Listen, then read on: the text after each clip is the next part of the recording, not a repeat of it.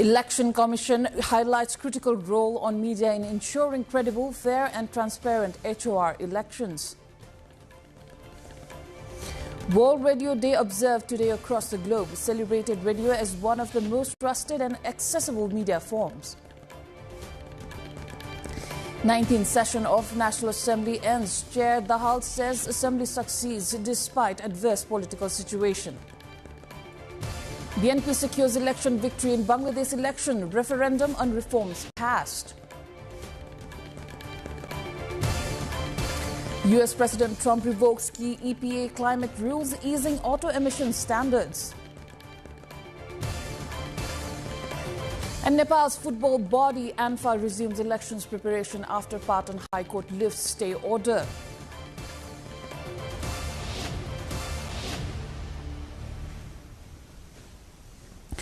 Good evening, I am Iprila Gising Lama and this is NTV World News Hour coming to you live from Kathmandu at 2200 hours Nepal time. Now the news in details. As Nepal prepares for the March 5 House of Representatives elections, Acting Chief Election Commissioner Ram Prasad Bhandari has called on media professionals to report responsibly and avoid personal bias. Speaking in Kathmandu, he highlighted that accurate reporting can help reduce invalid votes in this historic election with a record number of registered voters. Election Commission Secretary Krishna Bahadur Raut and officials from Press Council Nepal emphasized the media's role as a watchdog and stressed professionalism, accountability. We have more on this in our segment cover story later in the bulletin. Today marks World Radio Day, celebrated across the globe with participation from radio professionals, communication experts and broadcasters. Established by UNESCO in 2012, the day commemorates the launch of the United Nations Radio Service in 1946. UNESCO emphasizes radio's role in raising public awareness, providing access to information and promoting international cooperation among broadcasters. Despite the rise of social media, radio remains a powerful medium for connecting communities and celebrating societal diversity.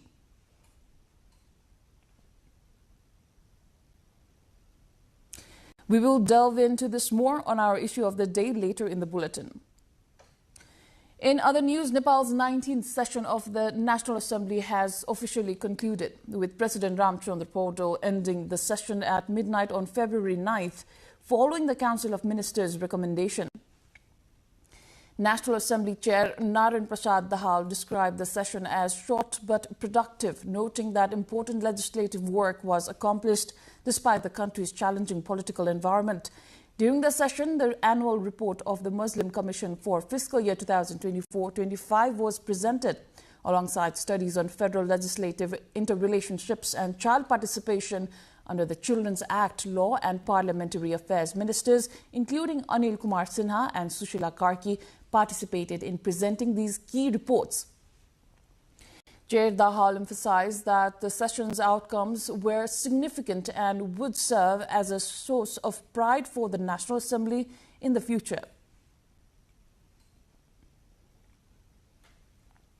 The Bangladesh Nationalist Party, BNP, claimed a decisive victory in the country's first election since the 2024 uprising, with leader Tariq Rahman set to become Prime Minister.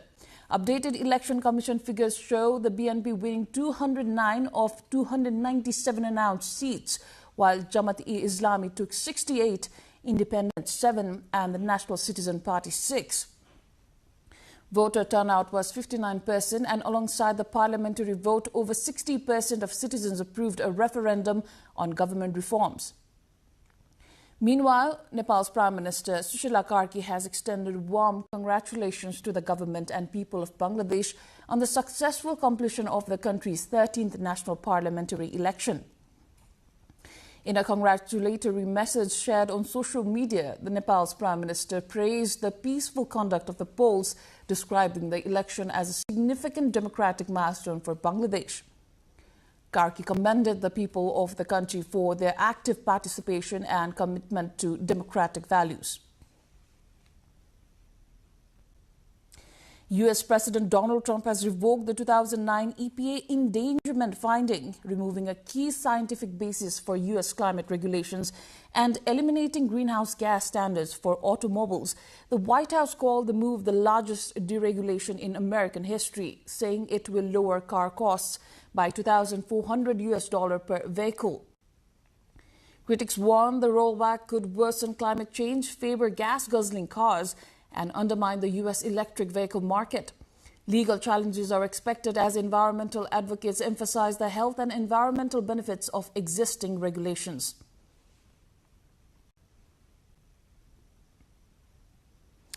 Nepal's All Nepal Football Association ANFA has resumed its election process after the Patan High Court lifted a temporary stay on the polls. The early elections, originally scheduled 5 months ahead of the official term end, had faced legal challenges from ANFA members. Following the court's ruling, ANFA held an internal vote to select representatives for 9 of the 14 Martyrs Memorial C Division clubs. Officials said the elections are an important step in ensuring governance and transparency within Nepal's football administration.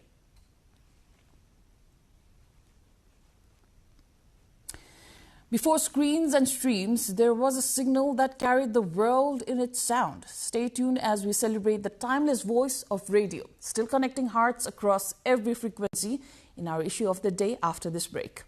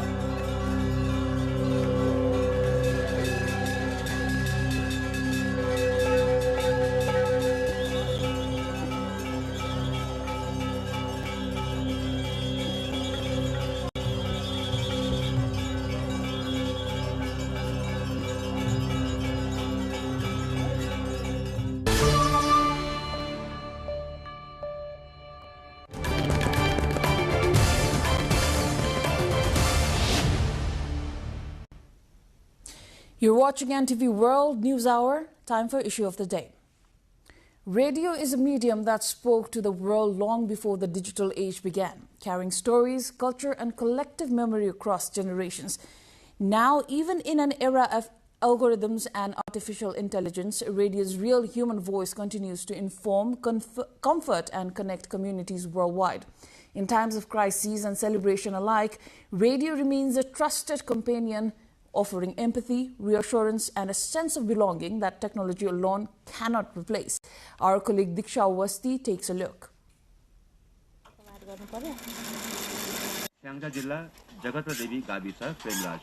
Before the world scrolled, it listened. Before algorithm-driven podcast, reels, and AI-generated voices, there was radio with the human voice.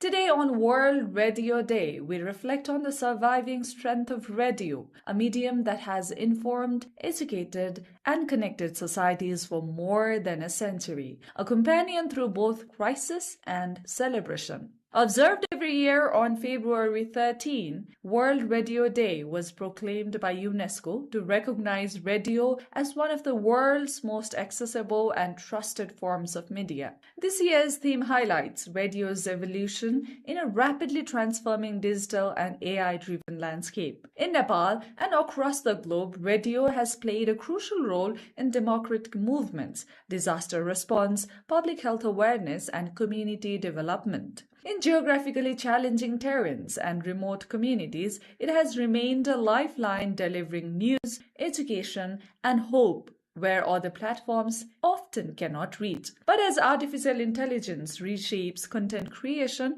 and shifts audiences toward digital platforms, amidst this, an important question arises. How is radio adapting? Like this year's theme says, radio and AI, we are living in the age not only of digital media but AI media, where everything is scripted, narrated, and the visuals are created by artificial intelligence. So radio is transforming itself as a voice of emotion. It connects people through emotion, through human voice. It helps people to internalize things through human voice. So in age of artificial intelligence, radio is becoming a medium of emotional intelligence. The dichotomy between traditional media and analog media, traditional media and digital media, it's blurring. So radio is now not only a mainstream, traditional, old style, old school media, but also a savvy, technology savvy digital media. Radio continues to promote a unique, intimate connection between broadcaster and listener. Although listening habits and production technologies have evolved, professionals emphasize that radio's emotional warmth and credibility keep it relevant. There used to be a bond between the radio presenters and radio listeners. So during that time,